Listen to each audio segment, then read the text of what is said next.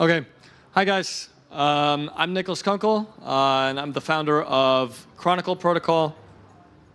And Chronicle essentially is an Oracle protocol, and we just launched kind of last month. And so I'm really excited to kind of be here and tell you all a little about it today. So, you've probably never heard of Chronicle, but you probably know us by our previous name. I was part of the founding team of MakerDAO in 2016.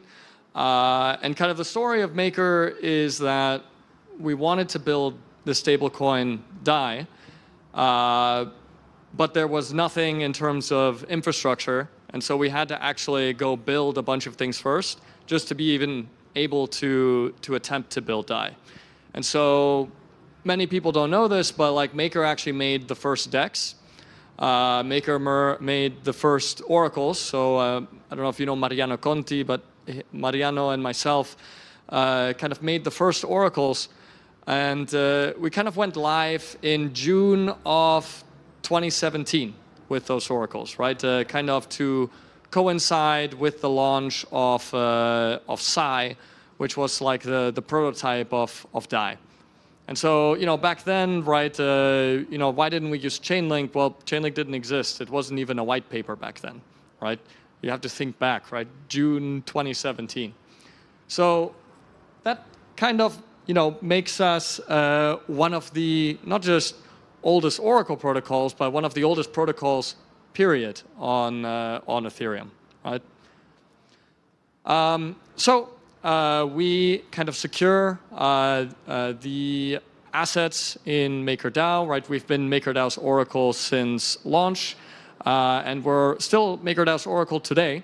And so in Maker, right, you have to kind of think about market prices a little bit. I think there's around $6 to $7 billion in TVL right now, and Chronicle is securing all of that, right? So it's a really battle kind of tested, hardened kind of protocol that is meant to, operate at and be secure to a very, very high standard, right? When we're dealing with very, very large quantities of money. So, want to tell you a little bit about, what kind of makes Chronicle unique. And so in order to do that, I want to kind of take let's say, a sobering look at the Oracle landscape, right? And so what do I mean by that? Well, like when you think of an Oracle, right, what do you see? What do you imagine? Well, you probably just imagine, right, a price, like a price pair, right, and a number, right? And the problem here, right, is that this Oracle is kind of like a fortune teller, right?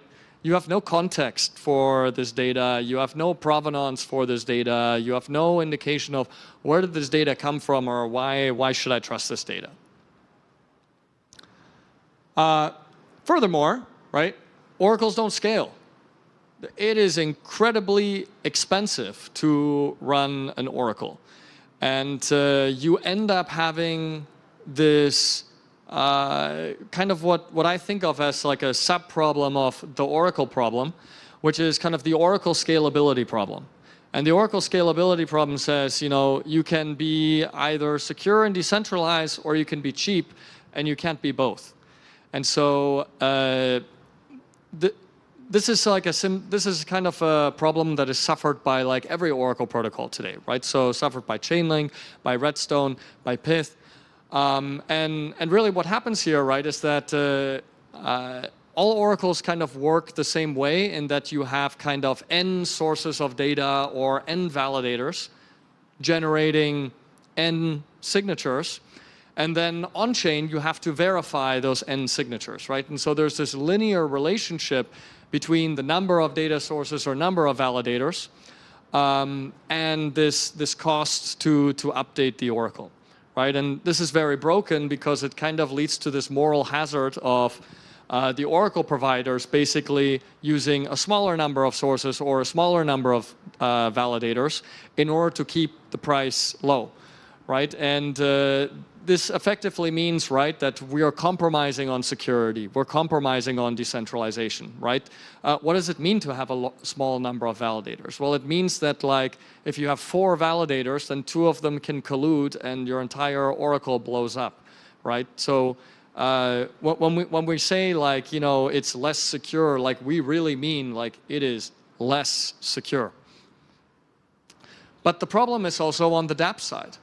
Because if you give a dApp an option, do you want to pay, you know, this amount of money for this Oracle or this lesser amount of money for this other Oracle, they will always choose the lesser amount of money. So even the dApps are kind of complicit in this moral hazard. So at Chronicle, we've developed a new primitive, which we call Scribe. And Scribe kind of really addresses all of these challenges of 1, data verifiability, but 2, scalability, right? So we don't have to make these compromises anymore between security, decentralization, and cost. So in order to, like, explain to you kind of how Scribe works, I want to talk a little bit about validators. So the validators of an Oracle are extremely important. They are the, all other things being equal, right? All of the trust assumptions of the Oracle fall on how much you trust the validators, right? So when you think of an Oracle protocol, don't think about that Oracle protocol's brand or, you know, market cap or anything. What matters is their validators, and what matters is quantity is certainly a factor, but the quality of the validators is equally important, right? Why should you trust an Oracle run by validators that you don't trust, right? And so we've kind of incorporated this ethos to say, well, we don't want to, like, get some infrastructure companies to run these validators. We don't want to get some, like, you know, kind of like institutions that nobody really knows, right? What we want to do is create a Oracle for the community, kind of powered by the community. And so the only validators that we really look to have at Chronicle are kind of projects that users have some kind of implicit trust relationship with because they've used these dApps in the past, or, right, you know, use them daily, right? So, you know, maybe, you know, you have a Gnosis safe, or maybe you hold some DAI, or maybe you look up all your transactions on Etherscan, or you use Matcha Swap, like, to do your DEX trades, right? So you already have kind of an implicit trust relationship with a lot of these validators. And because kind of Scribe is able to have much better scalability properties than other oracles, right? We can expand this validator set by, like, an order of magnitude, which is something that other Oracle providers really can't do. So first up, I want to talk about verifiability. So when you go to chroniclelabs.org, there's a link to a dashboard, and you can basically see the same thing as up here, right? And so this is, for example, our feeds page, and feeds are kind of like what we call validators, right? And so you can see essentially the feeds reporting in real time, right? All of the latest price updates for all of the asset pairs that they're responsible for. So, right, we talked about verifiability. This concept of, right, being able to prove the provenance of your data, right, where it comes from, why you should trust the data. Well, if you go to the dashboard, this probably looks pretty familiar, right? Oracle, price, right, take it or leave it. But where Chronicle is kind of different is that we show you how we got to this price, right? So how did we get to 1619.81? Well, we got there because this is what all the different validators reported, right? And so when you kind of sort the validators in order by their price, you have kind of a Schelling point. You have a median, right? And that's the value that's selected. So that's why in green you see here, right, there's 1619.81, right? But we can even take it a step further and say, well, why did this particular validator, why did they report, that price, right? And here we can see, well, Argent reported this price because it went to Binance, it went to Kraken, right? It went to Coinbase, it went to Gemini, right? It went to Bitstamp, right? And so now you really have this like end-to-end traceability of like raw source data to this value that you use on chain. Like you finally have this like verifiable context for Oracle data. And what's also really cool is that you can verify all of this data, right?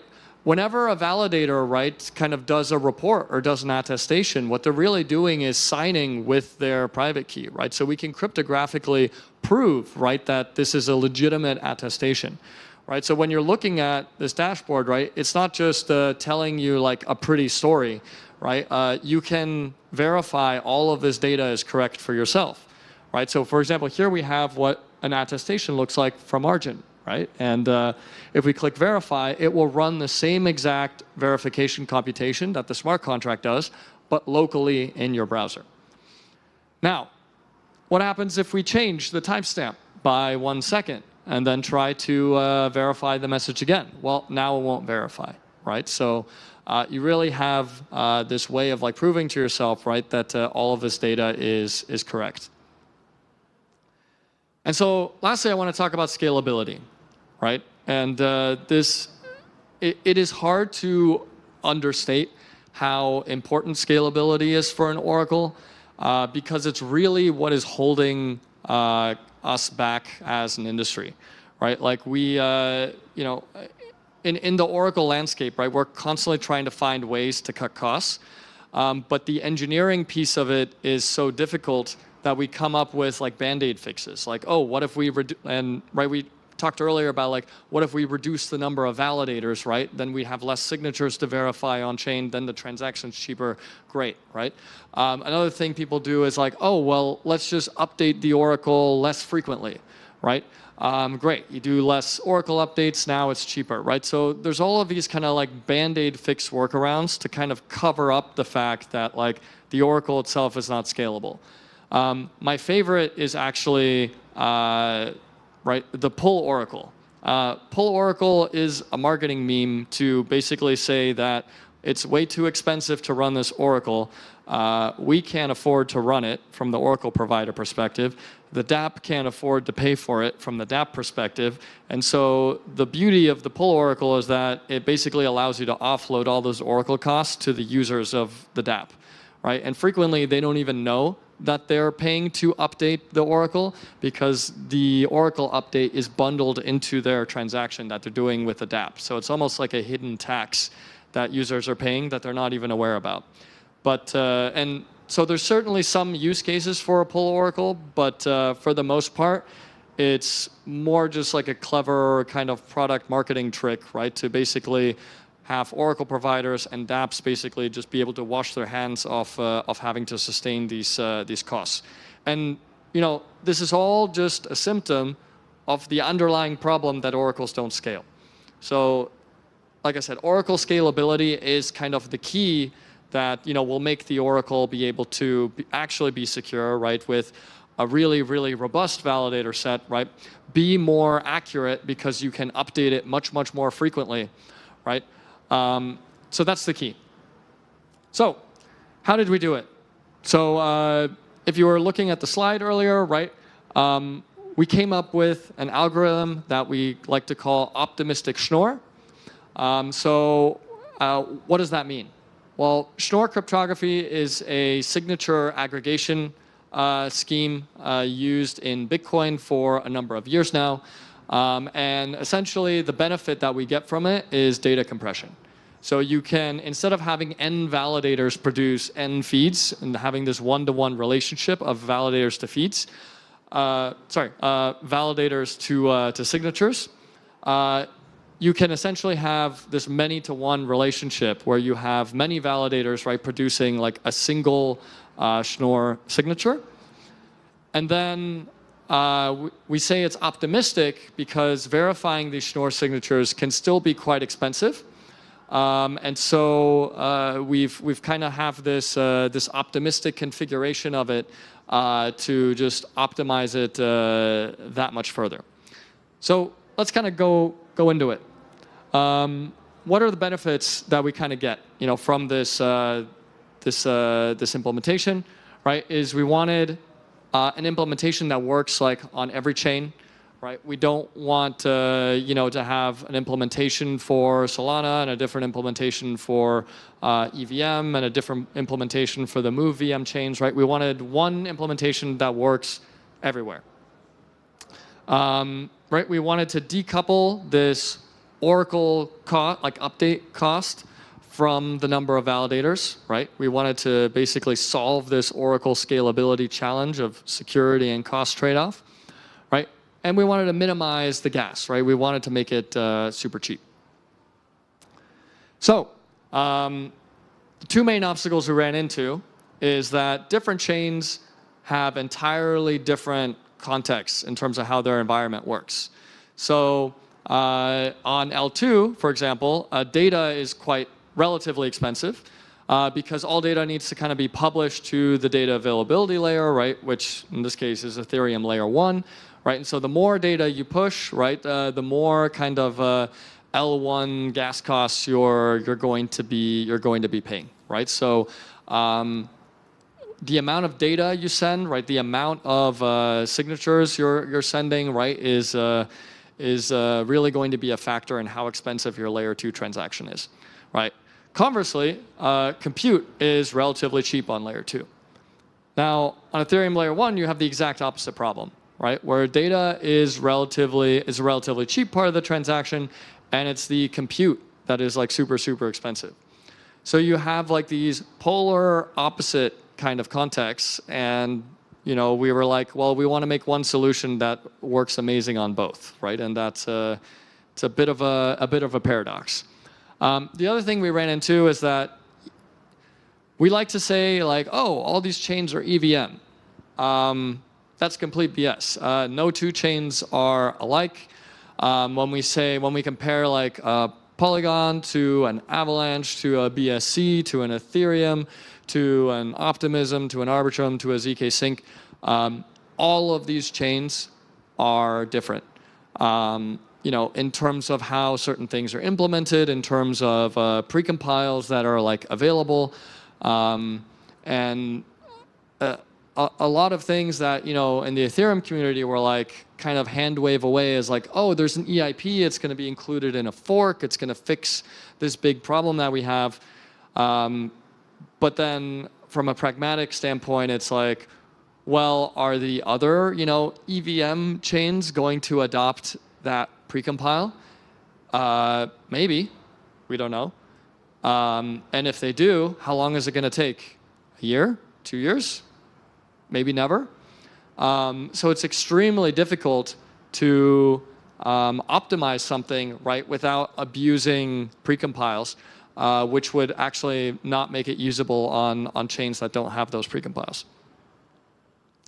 So I want to show you kind of the hard numbers on like what we were able to achieve. So the first line is the amount of gas, right, that we're using. And then we can convert that to like a dollar cost if we assume, the ETH price and the gas price. So I kind of updated it, the numbers to correspond to $1,600 ETH and a 16 GWei gas price, right? If you double the price of ETH, right? If you 10x the gas price, right? These numbers, well, the gas doesn't change, right? But the dollar amount, right, scales linearly. So you can see that what we've managed to achieve with Chronicle, I mean, it's like monstrously more scalable than what anyone else has been able to do. I mean, compared to Chainlink, we're like 80% lower in terms of gas, right? And you'll notice that we can do this at a much, much higher validator count than anyone else can, right? So instead of having, 10 validators, I mean, like, whoop-de-doo, like, we hope, 5 people don't collude to compromise this oracle that's securing $8 billion, right? Instead, we can have, hundreds of validators, right? And we can say like, okay, let's go grab like, the top 200 like projects, protocols, players in the space, right? And create an oracle where theoretically an oracle attack is still possible, but from a practical or pragmatic point of view, right? It would be like the equivalent of cannibalism, right? Where the industry is like swallowing its own tail, right?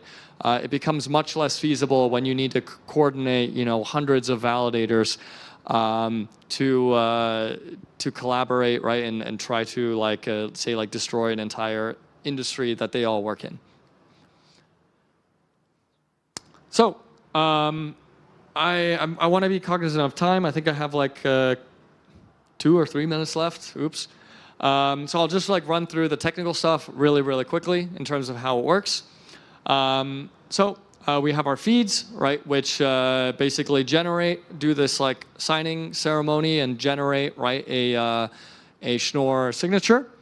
Then we have one feed, which then does a one kind of vanilla ECDSA signature on top of the Schnorr signature, and effectively is that one validator just making a promise, saying, I promise that this Schnorr signature, represents the consensus around some price at some timestamp for some asset pair.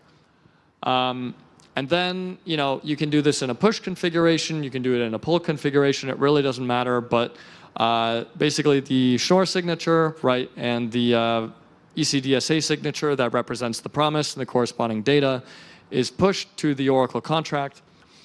And what does the Oracle contract do? It does not verify the Schnorr signature. What it does is it just verifies the one vanilla ECDSA signature representing the promise of that one feed, of that one validator. And and it'll check, one, was the promise made by a legitimate validator, right? Is the price, more recent than the last, known price, right? And now that price is accepted optimistically. And so now we have like a 10-minute kind of like challenge period, right, where anyone can effectively challenge this optimistic price. And so what happens when someone challenges? Well, all it does is it just goes and verifies the actual Schnorr signature. And so the verification of the Schnorr signature is like is about 140,000 gas, more or less, at the validator count that we're using, right? Which you'll see is like, double the 66K that we can do the optimistic update in, but still like less than pretty much what every other Oracle is paying anyway, right? And we do it for way more validators. And this should be, a false optimistic price, right? Should be a very, very infrequent event, right? Like if you see one, right, alarm bells should kind of be ringing because it's like, wow, like a validator is actually trying to launch an attack. So what happens during this challenge, right, is the Schnorr signature, right, gets verified. If the challenge is successful, what happens is the smart contract will automatically ban the feed, right, the validator that made the invalid promise, right, so that that validator is just, they're done, right? They get one shot attempt to do an Oracle attack, right, and then they're dead. And then the person who called this challenge, right, gets an ETH reward.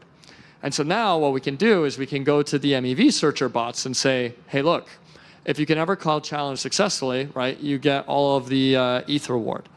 And so now, what we kind of see is that, we've kind of been collaborating with a bunch of the MEV searchers, is that when these invalid kind of staged fire drill, but these invalid optimistic updates come in, the MEV bots are already racing in the same block, right, to do the challenge, right? So in the tests that we've done, like the invalid price doesn't even last a block because the MEV bots are already catching it in the mempool before it's even pushed on chain.